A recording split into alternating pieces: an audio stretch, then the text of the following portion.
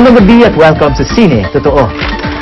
Mga alimangong bulag, mga insektong lumalangoy, ang pinakamalaking agila sa buong mundo. Makikita natin silang lahat ngayong gabi sa programang Born to be Wild.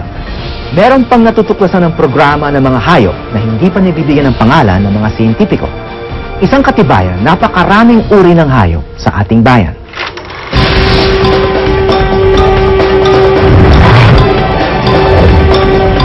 Ang crab na ito, hindi siya lumalabas at dito lang siya nag-stay sa loob ng kuweba. Naka-perch yung Philippine Eagle dito sa isang puno rito. Ano to, pag bird operation, nakita niyo may camouflage kami.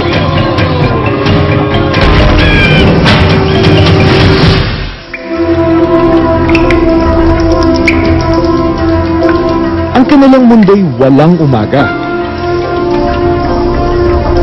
walang gabi, walang sinag ng araw, walang ambon o bagyo. Pero dito sila'y nabubuhay.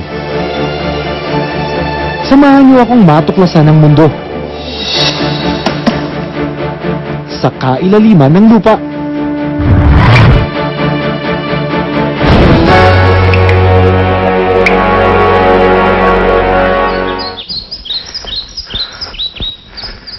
Kilala ang lalawigan ng Samar sa mga kuwebang ipinagmamalaki nito. Kaya 30 minutes mula dito sa kinululugaran natin, makikita natin ang isa sa pinakabagong discovering kuweba nila dito.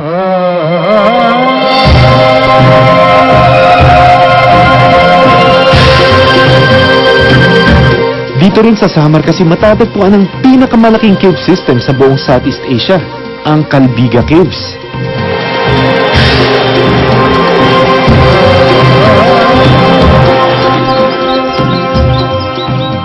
Sa pagpasok ng kuweba, kailangan may mga preparation tayong dapat gawin. So yung mga kasama natin, nasasama sa atin para pumasok dito sa kuweba na to, kanina pa naghihintay dito, kaya samahan natin sila. Si Johnny Bonifacio, laking Samar at 12 taon nang nagkikaving dito. Noong taong 2005, ang kanyang grupo ay nakapag-explore ng isang malawak na kuweba sa bayan ng Yabong sa Western Samar. Ngayon, mabibilang ako sa mga unang Pilipinong makakapasok dito. Pagpapasok tayo sa kuweba, ano ba yung mga do's and don'ts natin? Importante na hindi tayo totally disturb ng kuweba. Actually, yung pagpasok natin talagang may impact na siya. So para ma-minimize natin yun, bali, meron tayong mga trail doon na doon lang talaga tayo dadaan. Tapos, hindi tayo pwede magtapon ng mga basura doon kahit ano.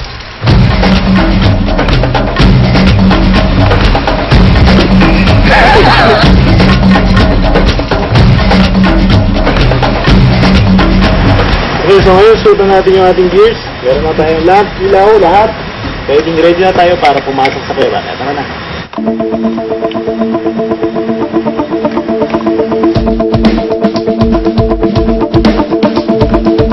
Dahil kulob ang kuweba, sensitibo ito sa anumang pagbabago dala ng mga tagalabas. Ang environment sa loob ng kuweba, malaki ang pinagkaiba sa labas. Kung sa labas, ramdam ang sikat ng araw at daloy ng hangin, sa loob, tila isang gabing walang katapusan. Dahil walang araw sa pusod ng kuweba, ang tanging tumutubo lang sa sahig nito, hindi halaman, kundi bato. Pero espesyal talaga ang mga katangian ng mga hayop na kayang mabuhay dito. Magparamdam kaya sila? Nakailang hakbang pa lang kami mula sa bukana ng kuweba, ito agad ang sumalubong sa amin. Isang ahas sa pansamantalay namamahinga rito. Isa itong mountain rat snake o Stagonotus na sa Pilipinas lamang matatagpuan.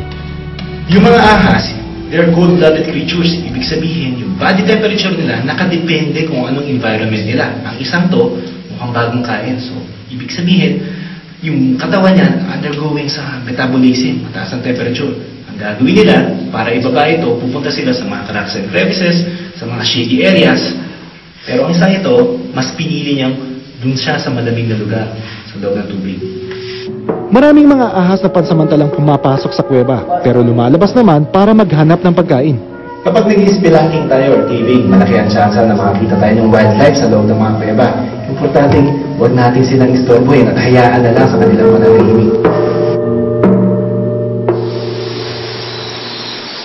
Napakahalaga ng papel na ginagampanan ng mga paniki sa loob ng kuweba. Tulad kasi ng ahas, lumalabas sila para makahanap ng pagkain. Kaya ang dumi o gawa na nilang punong-puno ng sustansya, nagsisilbi itong pagkain ng marami pang ibang hayop dito tulad ng insektong ito. Habang palalim ng palalim kami sa bituka ng kuweba, pahirap naman ang mga challenges.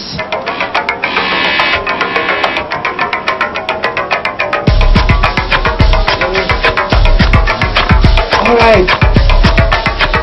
So, ang problema ngayon, pabalik.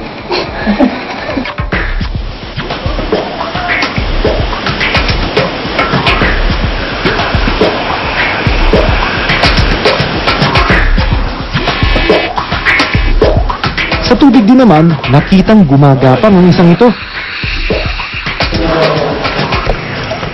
Hindi katulad ng naunang hayop na nakita natin kanina, yung snake na lumalabas para makakuha ng pagkain.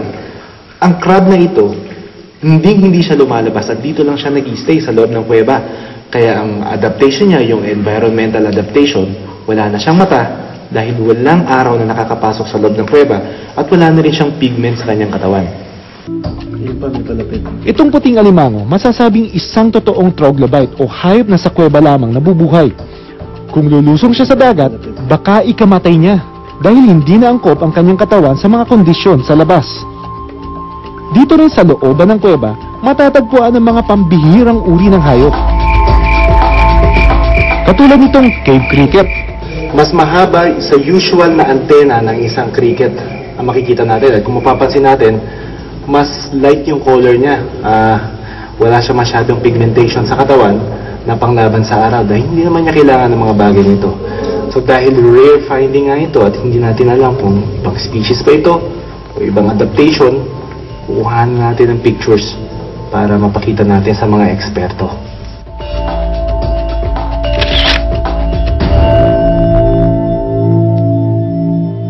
Maya-maya, puro paan na naman ang nahagip ng aming kamera. Maraming uri ng gagamba na kaya mang mabuhay sa labas ng kuweba, mas pinipili na lang na manirahan dito sa loob. Dito kasi matatagpuan ang paborito nilang mga pagkain, tulad na lang ng mga cricket. Sa loob ng kuweba, safe din sila sa mga panganib tulad ng tao o bagyo. Namangha ako sa kakaibang anyo at abilidad ng mga hayop sa dilim. At dahil hindi pag-gaanong natutuklasan ng kuweba ng Yabong, posible kaya na kami ang unang nakakita sa mga ito?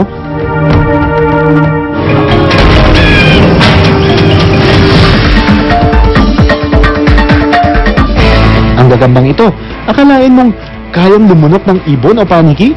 Malamang na meron ka na ng bagong species na nahuli dito.